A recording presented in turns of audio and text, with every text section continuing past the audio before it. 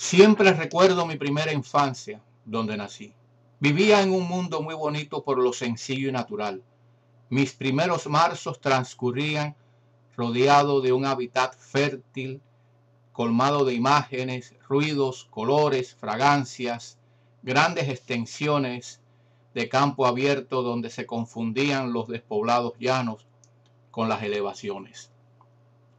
La altura a veces me molestaba los oídos, a la vez que el limpio río Palenquito saciaba mi sed cada vez que lo cruzaba. El rigor del trabajo de campo me obligaba, aunque muy chico, a levantarme a las 2 de la madrugada y acostarme cuando oscurecía. Nunca se podía descansar los domingos porque había que extraerle la leche a las vacas. Saludable, sí, fuerte como un toro, pero ignorante al non plus ultra.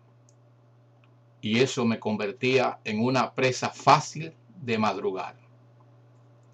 Así fue como llegó el 3 de octubre de 1963 en mi vida.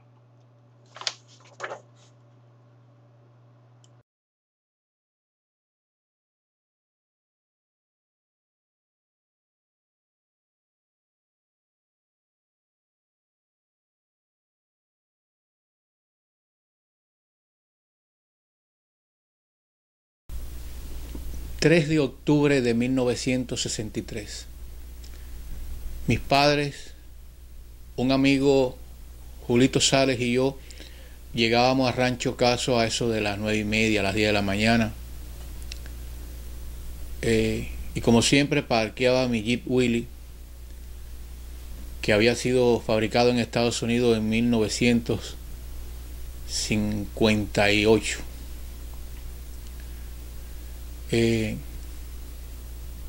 Habíamos llegado allí a la entrada donde siempre mi mamá se bajaba. A la entrada, que había un portalito, había unos corredores de esos que rodeaban la casa, había un pequeño jardín, matas de coco. Mi mamá siempre yo la dejaba ahí para que se bajara y nosotros continuábamos hacia el lugar donde estaba el ganado, el edificio, el techo, la vaquería, como se le llamaba en aquel entonces. Pero no pude avanzar porque ni mi mamá se pudo bajar, porque nos estaban esperando 3 jóvenes vestidos de verde olivo del Ministerio de las Fuerzas Armadas, ¿no? Y un individuo vestido de miliciano con una pistola en la cintura, una gorra muy gastada verde oliva y realmente una cara de pocos amigos. Después me enteraría que su nombre era Machado. Pues bien, nos detuvo. Dijo que yo saliera del carro, del vehículo, que los demás se quedaran dentro. E inmediatamente, sin presentarse, sacó un pliego de papel y lo leyó. Era la disposición firmada por el miembro del Partido Unido de la Revolución Socialista en aquel entonces, que todavía no era el Partido Comunista, Iván Aragón Castro, delegado nacional de la provincia, delegado provincial de la provincia de Oriente.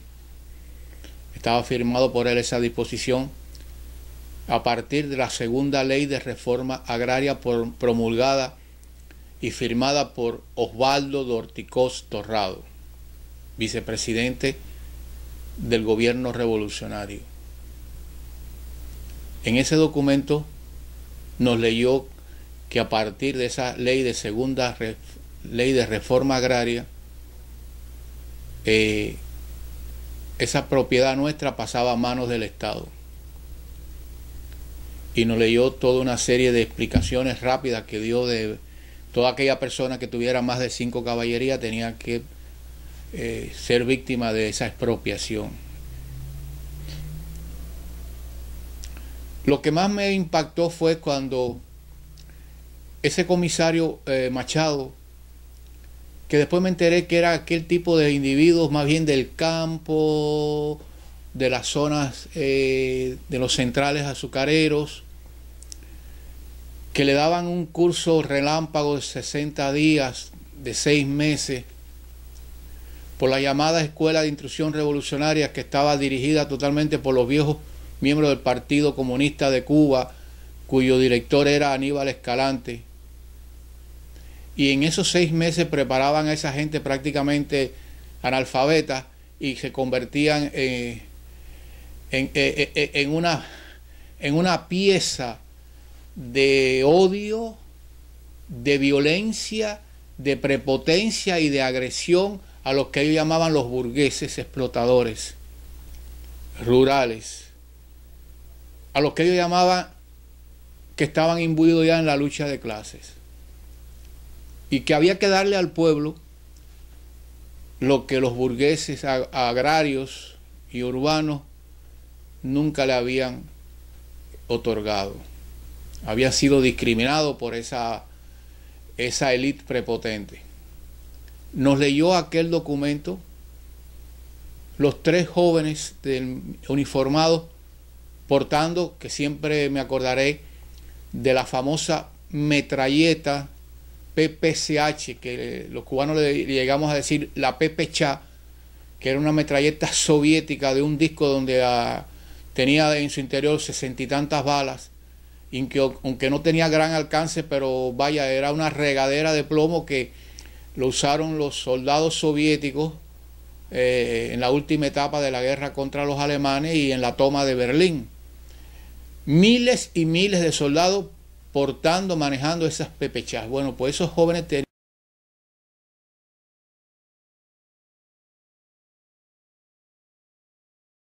y los 3 tenían PPCH soviética. Los jóvenes prácticamente no, en su mirada no, era un poco miradas de personas indiferentes que realmente no sabían qué es lo que estaban haciendo allí, pero estaban. El comisario Machado, que desde que lo vi me di cuenta que es un hombre que estaba lleno de odio hacia nosotros como clase. Lo que más me impactó, que después de tantos años, estamos hablando de 1963, lo que más me impactó fue cuando dijo que mi mamá fuera a la cocina a recoger los cacharros de la cocina y algunas cosas que tuviéramos. Pero cuando mi papá se fue a bajar, le dijo, no, señor. No dijo señor, dijo otro nombre, otra expresión, ciudadano. Dijo algo. Ya usted no puede pisar esta tierra porque no le pertenece. ¿Cómo? Usted no puede pisar esta tierra porque ya le pertenece a la revolución. Quédese en el jeep. Ahí estaba Julito Sales, mi amigo, que no me mandará a mentir. Fui con mi mamá y cuando estábamos recogiendo los cachivaches, ya el individuo había registrado en nuestro hogar, nuestra Rancho Caso, y se acercó con una bolsita y con unas bolitas que era lo que llamábamos jugar lotería. Acuérdense que en el campo no había muchas cosas de esparcimiento. Teníamos un televisor, pero generalmente el hombre de campo que tiene que ordeñar el ganado todos los días, cuando ya viene la oscuridad, tiene que acostarse a dormir y levantarse a las 2 de la mañana. Y este hombre nos dijo en la cara, óigame, en esta casa se juega. En esta casa se juega. Bien. Estuve recogiendo, ayudando a mi mamá a recoger algunas cosas, siempre seguido por el comisario Machado y por los uno, porque los otros 2 se habían quedado en el jeep con mi papá y con Julito. Finalmente salimos afuera y el comisario Machado dijo, bueno, ya ustedes no tienen nada que hacer aquí. Y entonces se montó en el jeep con nosotros porque él quería que yo dejara a mi papá, a mi mamá y a Julito en mi casa y yo seguir con él hacia el Caribe, donde él tenía su familia. Yo recuerdo cuando estábamos bajando allí que había un potrero de forrajería, de forraje, Mi papá miró aquel lugar así y le dijo a mi mamá, Sola, mira bien este lugar porque no lo vamos a volver a ver. Lo dijo mi padre. Finalmente, cuando dejamos a mi papá y a mi mamá en la Agramonte 857, que era una casita, un apartamentico que cuando la guerra tuvimos que ir a guarnecernos allí porque ese lugar de Santa María, del Rancho Caso, constantemente había tiroteos, fajados los guardias con los rebeldes y los rebeldes con los guardias. Nos volvían locos los rebeldes allí, que le diéramos comida, que le diéramos unos boletines que tenían para darle dinero a la revolución, etc. Nos fuimos a Guantánamo, conseguimos ese apartamentico y diariamente, cuando ya triunfa la revolución comunista, porque hay que decir la revolución comunista porque desde la sierra se estaba fraguando el comunismo en Cuba. Entonces el Jeepy, yo le dije a Machado que ese Jeepy era mío, que no era de la propiedad de mi papá, que yo quería guardarme ese Jeepy para yo manejar el carro y poder moverme. Y entonces, malévolamente, y digo malévolamente porque en aquel tiempo no lo entendía, sí, que me dijo, sí, vamos a hacer las gestiones, hay que ir, va a ver que ustedes van a tener que ir a Santiago de Cuba.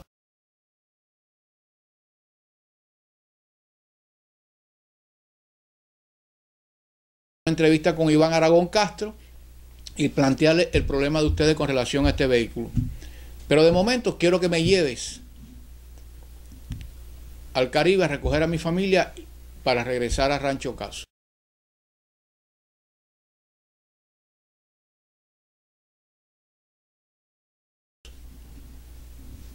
Cuando llegamos allí, salió una señora de color, morena, y con 3 muchachitos también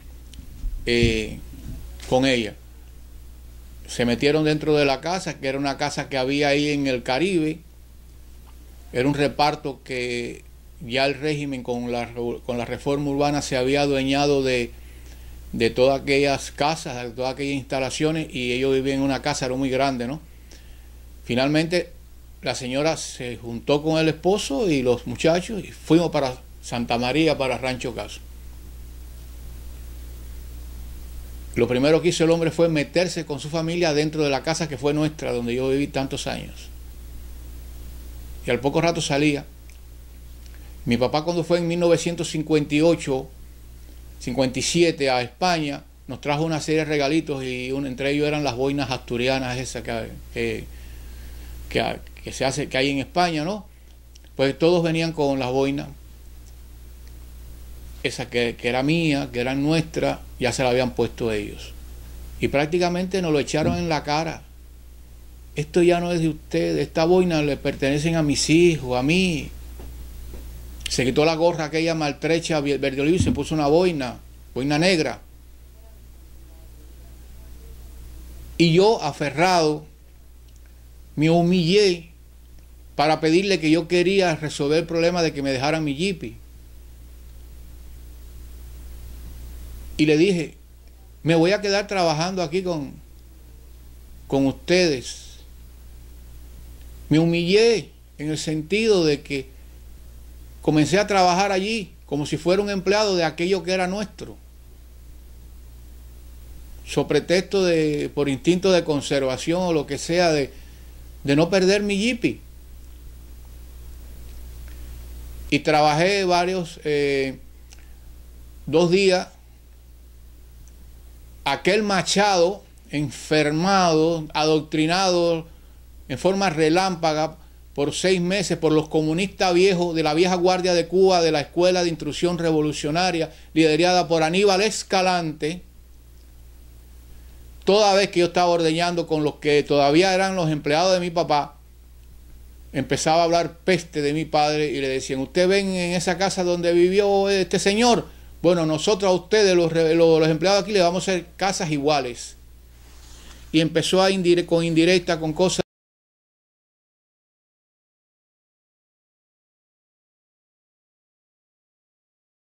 a ofenderme, a humillarme, y los empleados me decían, Manolo, aguanta, aguanta. Vino el ciclón Flora. Ahora yo veo, me doy cuenta que fue un mensaje de Dios, de la naturaleza. A los 2 o 3 días de las intervenciones del 3 de octubre de 63 llegó Flora a Oriente y dio vuelta. Todos sabemos que entró hasta Bayamo, salió al mar y volvió a entrar, y llegó a entrar a Guantánamo, que el problema de Guantánamo es como solamente tiene una entrada por la bahía, cuando entra un ciclón y está rodeado de montañas, de lomas, casi no puede salir. Yo sé que en Guantánamo hizo horrores, especialmente en la parte rural, y muchas, pero muchas propiedades, muchas fincas que fueron intervenidas horas antes, robadas en nombre de una revolución y de los menesterosos,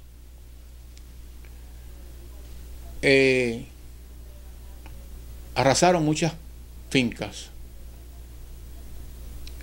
Recuerdo a aquellos isleños que por allá por Yatera se hicieron fuertes en su propiedad, no quisieron entregársela a los interventores, e incluso intercambiaron disparos. Pero cuando vino el río, a partir del ciclón, se llevó la finca, la casa y todo, y desaparecieron esos isleños. Está el caso de un amigo de mi padre, un español, que quería tanto a su finca, no era gran cosa, pero que se humilló ante el interventor y le dijo que él quería seguir trabajando como ordeñador, como empleado en esa finca, que solamente quería que le dieran un cuartico en la casa de vivienda. Ese señor a los 6 meses se murió. Es decir, 3 de octubre de 1963. Y he sacado del internet este texto, que es sencillamente la segunda ley de reforma agraria firmada por Osvaldo Dorticós Torrado. Y después de tantos años que he releído los por cuanto, la introducción de Osvaldo Dorticós Torrado, el odio, la revancha, la prepotencia hacia unos cubanos de otros cubanos. La prepotencia porque tenían las pepechás, tenían el poder. Yo invito a todo el mundo que vaya a Google y busque la segunda ley de reforma agraria del 3 de octubre de 1963 en Cuba. Y miren el lenguaje que se usó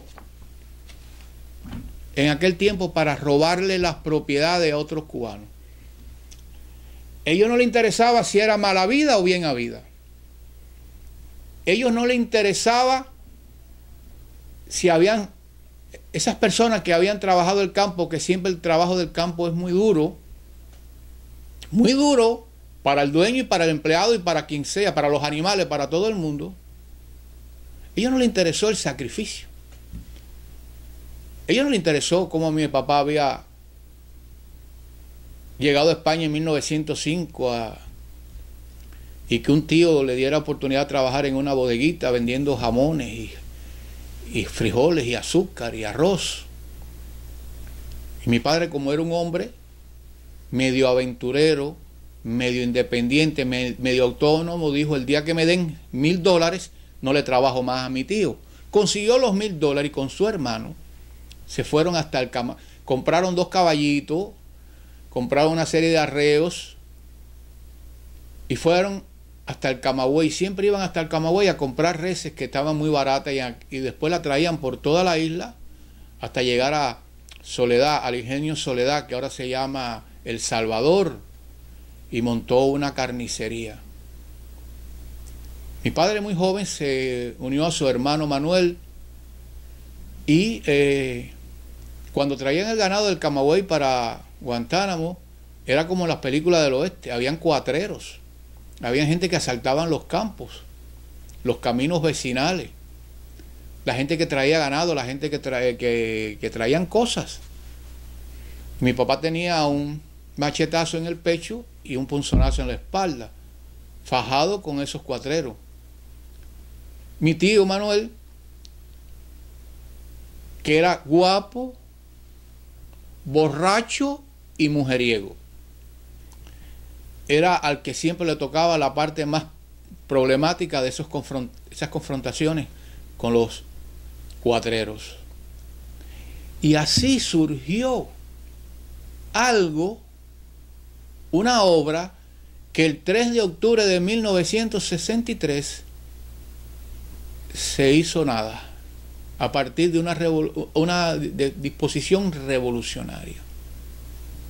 Y voy a volver a dar los dos nombres de los que firmaron eso. Osvaldo Dosticós Torrado de Cienfuegos, comunista de toda la vida, e Iván Aragón Castro, comunista de toda una vida, delegado en Santiago de Cuba, en Oriente. Esos son los que firmaron aquel horror.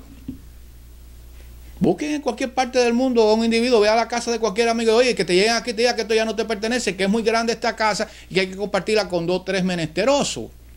A Pepe, sin averiguar cómo surgió aquello. Eso nos costó a nosotros chocar con esa realidad que me marcó a mí para siempre.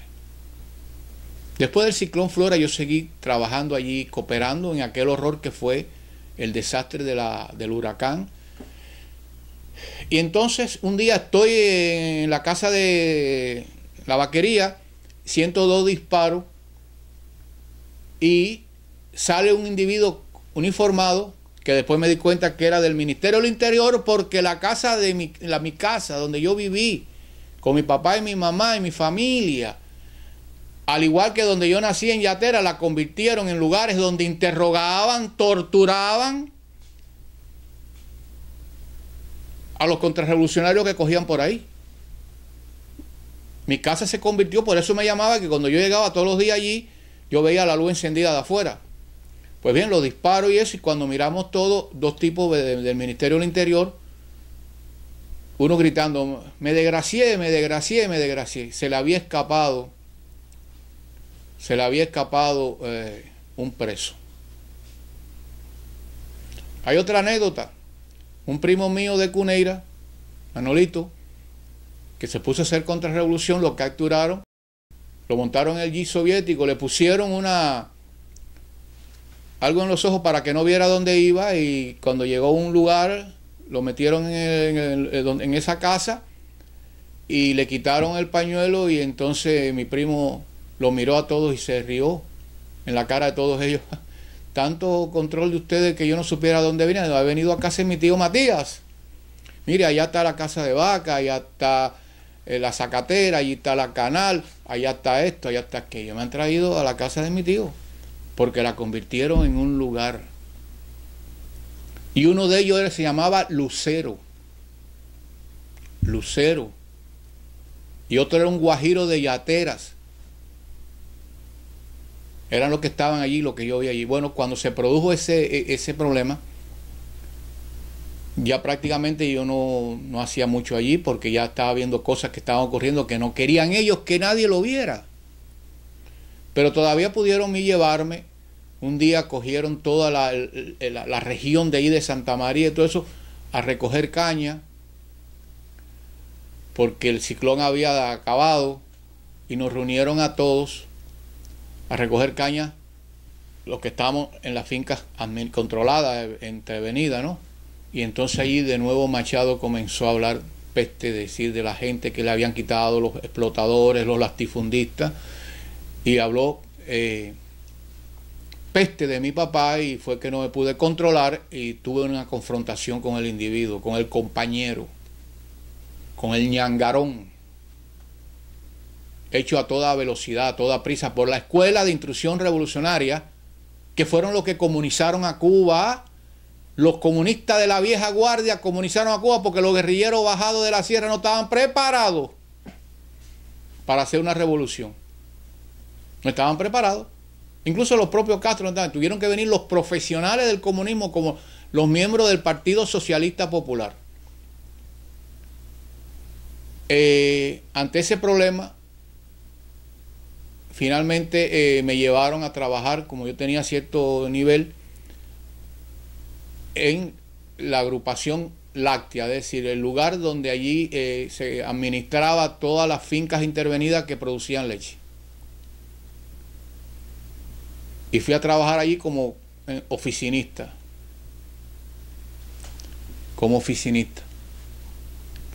Pero ¿qué pasa?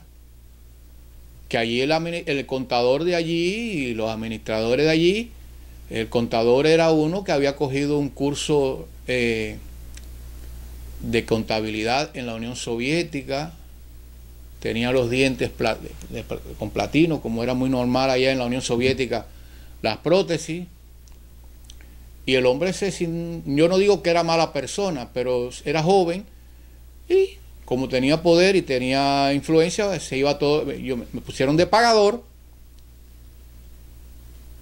y entonces él se iba por la mañana a la América, que era un restaurancito que había una cafetería, y se metía todos los días mientras yo y los demás estábamos trabajando en la finca, en el lugar ese del consolidado lácteo. Y el tipo empezó, es decir, él tenía acceso a la caja fuerte, pero el pagador era yo. Y el tipo empezó a coger dinero y a gastarlo por aquí, por allá, etc. Como yo era el psiquitrillado, allí se aprovecharon mucho de esa gente que nosotros que nos psiquitrillaron, que nos lo quitaron, nos despojaron de lo nuestro. Estábamos en condiciones inferiores. Estábamos en situación difícil, en la realidad aquella. Y entonces cuando vino la auditoría y chequearon los libros, los estados financieros, apareció un faltante de dinero y el pagador era yo, Manuel Prieres. Todo estaba preparado para que yo fuera a la cárcel por robar. Además, el gusano, el contrarrevolucionario, el psiquitrillado, ese espécimen, ese monstruo que fabricó la Escuela de Instrucción Revolucionaria desde el punto de vista de lucha de clase bolchevique, todo estaba cuadradito para que el que fuera preso. Pero dio la casualidad que en nóminas allí había un muchacho, señor de Cecilia, que había estado alzado y trabajó en el jurídico de Santiago de Cuba, pero cogió psicosis. Vaya, quería meter a todo el mundo preso. Quería meter preso hasta Jesucristo. Lo llevaron allá al consolidado lácteo a trabajar en nómina, y cuando los auditores me iban a llevar a imputarme, él dijo, no, este señor no es el que se ha robado el dinero. El que se ha robado el dinero es el contador. Y explicó las razones por qué. Para no cansar a nadie. Cogieron a ese individuo preso, le echaron 7 años, y a mí me sacaron de allí y me mandaron directamente para la zona de San Antonio del Sur, muy cercana a Tortuguilla, a lo que en un momento dado fue la lechería de Octaviano Navarrete, que en aquel momento ya estaba funcionando la granja estatal René Amil, que debería ser el nombre de algún mártir de ellos, pero estaba situada, ubicada en lo que era la propiedad de Octaviano Navarrete. Y allí fui a dar con mis huesos.